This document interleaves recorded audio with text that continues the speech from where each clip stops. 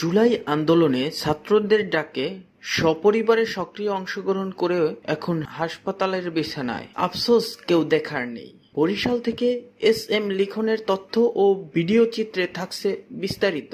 Barishal Sher-e-Bangla medical কলেজের ৪র্থ শ্রেণীর staff কোয়ার্টারের মসজিদের দীর্ঘ ২৭ বছর অত্যন্ত দক্ষতা ও সুনামের সাথে ইমামের দায়িত্ব পালন করেছেন মাওলানা সাইফুল্লাহ। তিনি বৈষম্যবিরোধী ছাত্রদের ডাকে দেশকে ফ্যাসিস্ট সরকারের হাত থেকে রক্ষা করার লক্ষ্যে গুরুত্বপূর্ণ দায়িত্ব পালন করেছিলেন। প্রথম দিকে নিজে সক্রিয় ছিলেন ছাত্রদের সাথে, পরবর্তীতে শেষ সময় সপরিবারে আন্দোলনে যুক্ত ছিলেন। এমনকি ১৬ মাসের শিশু বাচ্চাকে রাখার কেউ ছিল না, তাকেও নিয়ে এসেছিলেন ফ্যাসিস্ট মুক্ত বাংলাদেশ গড়তে। আসসালামু আলাইকুম ওয়া রাহমাতুল্লাহ। আমি মাওলানা মোহাম্মদ সাইফুল্লাহ।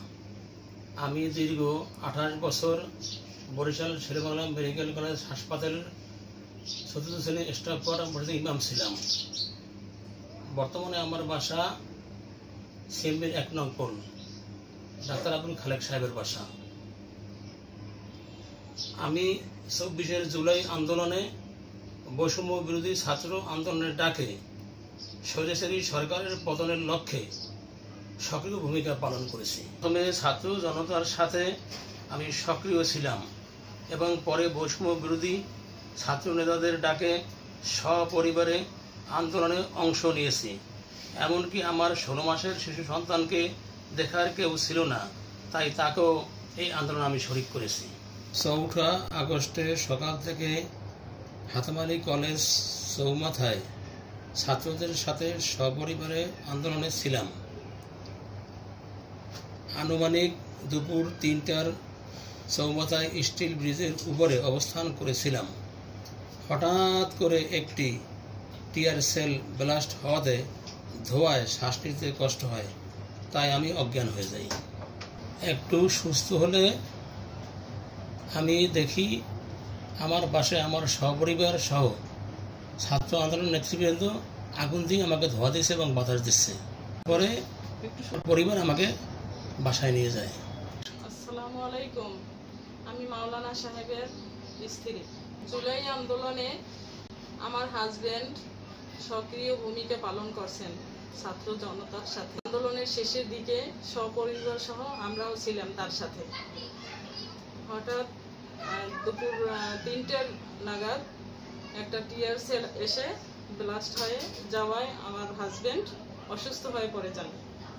তারপরে আমরা নিজেরাই সপরিবার সহ ছাত্র আন্দোলনের নেতারা এসে আমার হাজবেন্ডকে অনেক সহায়তা করে, আগুন জ্বালিয়ে বাতাস করে বিভিন্নভাবে তারা সক্রিয় করে তোলেন।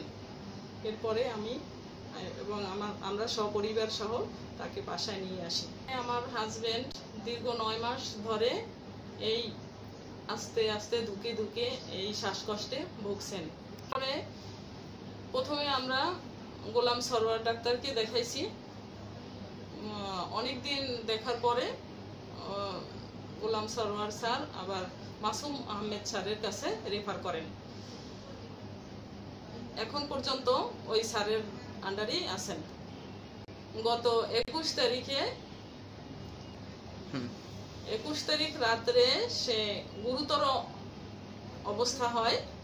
তখন তাকে ইসলামী ব্যাংক হসপিটালে রাত্র ১২টার সময় তাকে নিয়ে আসা হয়, এখানে ভর্তি করানো হয়।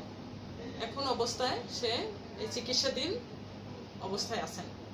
এখন আমি দেশবাসী এবং সকলের কাছে দোয়া চাচ্ছি যাতে আমার হাজবেন্ড সুস্থ হইয়া আমাদের মাঝে আবার ফিরে আসেন এবং আমাদের পরিবারে ইনকাম করার মতোই একজনই সে আমার হাজবেন্ড। আপনাদের এখানে কি মানে এমনি যে বৈষম্য বিরোধী ছাত্র আন্দোলনের কেউ আপনাদের সাথে যোগাযোগ করছে?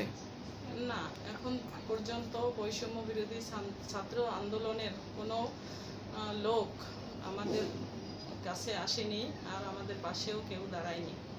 আসছে আমাদের পাশে বলতে আমার পরিবার বলতেও না, আমার হাজবেন্ডকে যদি একটু দেখতে আসতো তাইলেও আমাদের মানে অনেক আত্মায় শান্তি লাগতো যে আমরা এত বড় একটা ভূমিকা রাখলাম সকল পরিবারের সকলকে নিয়ে আমরা এত বড় একটা কাজ করলাম, তারপরেও আমাদের কাছে কেউ দেখা করতেও কেউ আসলো না।